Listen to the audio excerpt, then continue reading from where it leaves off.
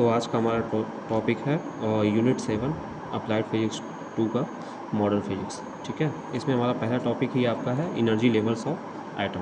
ठीक है, energy levels of atom में जैसे आपको क्वांटम थियरी पता होगी कि उसमें क्या होता है कि कोई भी एटम है ना, तो उसमें जो हमारे इलेक्ट्रॉन्स हैं वो केवल एक डिस्क्रीट एनर्जी लेवल्स में ही हो सकते हैं। ठीक है, और वे अपने हिसाब से कोई अपनी क्लास चूज़ नहीं कर सकते हैं। ठीक है, वो पहले से ही क्या डिस्क्रीट एनर्जी लेवल्स में ही रहेंगे। ठीक है, अब देखो हमारे जो एनर्जी लेवल्स होते हैं वो हमारे क्या होते हैं, क्वांटाइज होते हैं। मतलब क्या होते हैं, वो स्थिर होते हैं। ठीक है, वो मतलब ऐसा नहीं है कि वो गति करते हैं, वो हमेशा स्थिर रहेंगे। मतलब इसी को बोलते हैं क्वांटाइजेशन।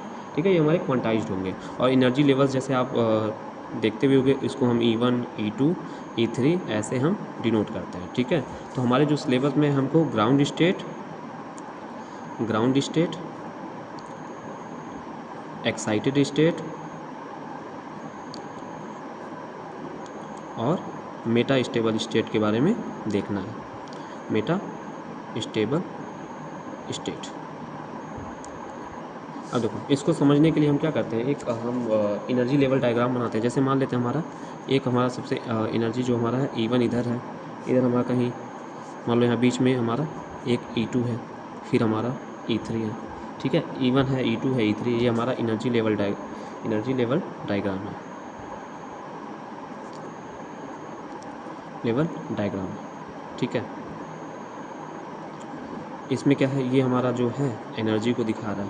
मतलब जो भी अपर स्टेट होंगे ना, उनकी एनर्जी ज़्यादा होगी as compare to lower state की। ठीक है, तो यहाँ पे ध्यान दो, जो भी अब इसमें हम देखते हैं पहला अपना ग्राउंड स्टेट। अब देखो ग्राउंड स्टेट वो स्टेट होता है ना जो मतलब लोवेस्ट पॉसिबल एनर्जी स्टेट हो, किसका, एटम का। मतलब जो है सबसे कम ऊर्जा वाला अवस्था। जैसे मान लो कि जो भी इलेक्ट्रॉन्स इसमें होंगे ना, वो हमारे क्या होंगे, आपको भी पता है जो हमारे सबसे निचला कक्षा होती है, उसके जो भी इलेक्ट्रॉन्स होते हैं वो क्या होंगे, हमारे न्यूक्लियस के सबसे ज़्यादा पास होंगे। ठीक है, और इस हिसाब से अगर न्यूक्लियस के पास हैं तो उसके इन्फ्लुएंस में भी रहेंगे। और हमारा जो न्यूक्लियस के अगर पास हैं तो हमारा क्या होगा, जो वो एटम है ना, जो भी एटम है अगर ग्राउंड स्टेट में होता है तो उसमें हमारा वो एटम जो क्या होगा, एकदम वहाँ पे स्थिर होगा। ठीक है, मतलब हाईली स्टेबल होगा ग्राउंड स्टेट में। मतलब ग्राउंड स्टेट अगर हमको डिफाइन करना हो तो हम यही बता देंगे कि वह पॉसिबल लोवेस्ट एनर्जी स्टेट जिसमें कोई इलेक्ट्रॉन क्या कैसे रह सके। ठीक है, उसको हम बोलते हैं ग्राउंड स्टेट। ठीक है, उसको हम बोलते हैं ग्राउंड स्टेट। इसकी खूबी क्या होती है, ये न्यूक्लियस के सबसे पास होते हैं।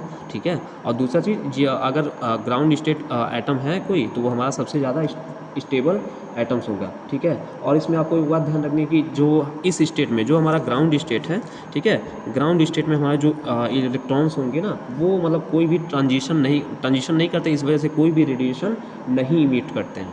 ठीक है, तो बस इतना ध्यान रखिएगा।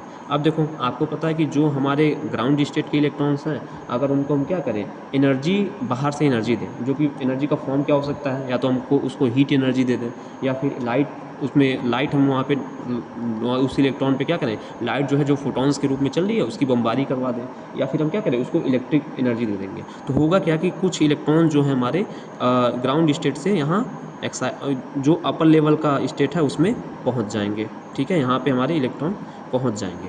ठीक है, तो इस कंडीशन में क्या होगा, जब हमारे कोई इलेक्ट्रॉन क्या करें, बाहर से दी गई ऊर्जा को अवशोषित करके अपर एनर्जी स्टेट में पहुंच जाते हैं। ठीक है, मतलब हायर एनर्जी स्टेट में चले जाते हैं। तो इस हायर एनर्जी स्टेट को ही हम क्या होता है, इस जो कंडीशन है ना, यही कंडीशन हमारी क्या कहलाएगी, एक्साइटेड स्टेट कहलाएगी। अब देखो इसकी क्या खूबी होती है कि ऐसा थोड़े है कि हम इलेक्ट्रॉन को एक बार ऊर्जा दे दिए तो एक्साइटेड स्टेट में पहुँच गया तो हमेशा के लिए वहाँ पर रह गया।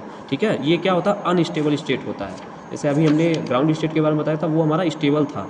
ये हमारा क्या होता है, अनस्टेबल स्टेट होता है। इसमें जो भी इलेक्ट्रॉन्स होते हैं वो 10⁻⁻8 सेकेंड तक रुकते हैं, फिर क्या करते हैं, फिर वो निचले ग्राउंड स्टेट में चले जाते हैं और ऊर्जा का मतलब क्या करते हैं, यहाँ पे उत्सर्जित करते हैं। जैसे मान लो एक कोई फोटोन यहाँ से आया था एच न्यू का, ये कितने के बराबर होना चाहिए, E3 माइनस E1 के, मतलब जितना इनके बीच में एनर्जी गैप है उतने के बराबर का फोटोन यहाँ पे आता है। तो हमारे क्या होता है, ये ग्राउंड स्टेट का इलेक्ट्रॉन एक्साइटेड स्टेट में चलेगा। अब जब वो इलेक्ट्रॉन फिर से 10⁻⁻8 सेकेंड तक रुक के फिर से नीचे आएगा ना, तो वो सेम फोटोन यहाँ से इमिट करेगा। ठीक है, अब देखो जहाँ पे एच न्यू आपको पता होगा, जो फोटॉन्स की एनर्जी होती है एच न्यू, ई बराबर एच न्यू, जहाँ एच हमारा क्या है, प्लैंक कांस्टेंट है, यहाँ पे प्लैंक कांस्टेंट है, और म्यू हमारा क्या है, म्यू यहाँ से आपकी फ्रीक्वेंसी है, फ्रीक्वेंसी ऑफ फोटॉन्स है, ठीक है। अब देखो, अब नेक्स्ट जो हमको पढ़ना है वो हमको पढ़ना है मेटा स्टेबल स्टेट, जो कि इंपॉर्टेंट है। मतलब अगर इस चैप्टर में हम लेजर के बारे में पढ़ेंगे तो वहाँ पे ये जो मेटा स्टेबल स्टेट की प्रॉपर्टी है ना, ये बहुत ज़्यादा क्या होती है, इंपॉर्टेंट रोल प्ले करती है। अब देखो, कुछ स्पेशल केसेस होते हैं जिसमें इलेक्ट्रॉन क्या है, तुरंत जो है एक्साइटेड स्टेट से मतलब ग्राउंड स्टेट में नहीं आ पाता है, ठीक है। कुछ ऐसे स्पेशल केसेस हैं जिसमें हमारा जो इलेक्ट्रॉन है आसानी से या तुरंत या इमीडिएटली जो है तुरंत वापस नहीं आ जाता, ठीक है। इसमें क्या होता है, जो हमारे नॉर्मल एक्साइटेड स्टेट है ना, उससे ज़्यादा समय तक इलेक्ट्रॉन वहाँ पे रुकते हैं, ठीक है। वहाँ पे ज़्यादा समय तक रुकते हैं, मतलब उनका जो अगर हम जो हमारा वहाँ पे टाइम होगा रुकने का, लाइफ टाइम होगा, वो यहाँ पे ज़्यादा का होगा, ठीक है। वो कितना होता है कि जो हमारा वो लगभग 10⁻³ सेकेंड का होता है, ठीक है। तो ऐसे एक्साइटेड स्टेट जहाँ पे इलेक्ट्रॉन हमारा ज़्यादा टाइम तक रुके, ठीक है, जहाँ हमारा इलेक्ट्रॉन क्या है, ज़्यादा टाइम तक रुके, मतलब उसकी जो लाइफ टाइम है ना वहाँ रुकने का, वो ज़्यादा हो as compare to normal excited state, उस स्टेट को हम बोलेंगे मेटा स्टेबल स्टेट। उस स्टेट को हम बोलेंगे मेटा स्टेबल स्टेट। क्यों? क्योंकि यहाँ पे इलेक्ट्रॉन हमारा क्या है, एक नॉर्मल एक्साइटेड स्टेट की तुलना में ही क्या कर रहा है, ज़्यादा टाइम तक रुक रहा है, ठीक है।